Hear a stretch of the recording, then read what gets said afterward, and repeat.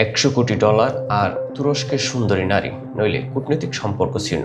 এমনই অদ্ভুত ও চমকপ্রদ মন্তব্য হঠাৎই বিশ্বজুড়ে আলোচনার ঝড় তুলেছে। কথাগুলো এসেছে উগান্ডার প্রেসিডেন্টের পুত্র ও সেনা কর্মকর্তা মুহোজি কাইনেরুগাবার কাছ থেকে, যিনি আবারও তার বিতর্কিত বক্তব্য দিয়ে আন্তর্জাতিক অঙ্গনে নজর কেড়েছেন। সাম্প্রতিক সময়ে মধ্যপ্রাচ্যে উত্তেজনা বৃদ্ধি পেয়েছে, বিশেষ করে ইরান ও ইসরায়েলের মধ্যে সংঘাতকে ঘিরে বিশ্বজুড়ে নানা প্রতিক্রিয়া দেখা যাচ্ছে। এই প্রেক্ষাপটে মুহুজি প্রকাশ্যে ইসরায়েলের প্রতি তার সমর্থন ব্যক্ত করেন। তার এই অবস্থান আফ্রিকার অনেক দেশের তুলনায় ভিন্নধর্মী, যেখানে অধিকাংশ রাষ্ট্র সাধারণত নিরপেক্ষতা বজায় রাখার চেষ্টা করে।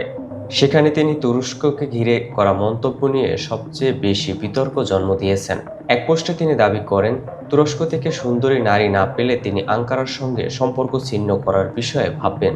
এমনকি তিনি $100 কোটি প্রসঙ্গ উল্লেখ করেন, যা অনেকের কাছে বিস্ময়কর ও অপ্রাসঙ্গিক বলেও মনে হয়েছে। তার এই বক্তব্য সামাজিক মাধ্যমে দ্রুত ভাইরাল হয়ে পড়ে এবং ব্যাপক সমালোচনার মুখে পড়ে। রাজনৈতিক বিশ্লেষকদের মতে, মুহুজি এই ধরনের মন্তব্য মূলত তার ব্যক্তিগত আচরণের অংশ।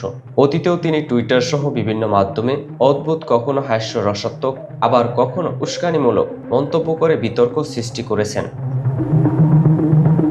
অনেকেই মনে করেছেন, এমন মন্তব্যগুলো ইচ্ছাকৃতভাবে মনোযোগ আকর্ষণের কৌশল হতে পারে।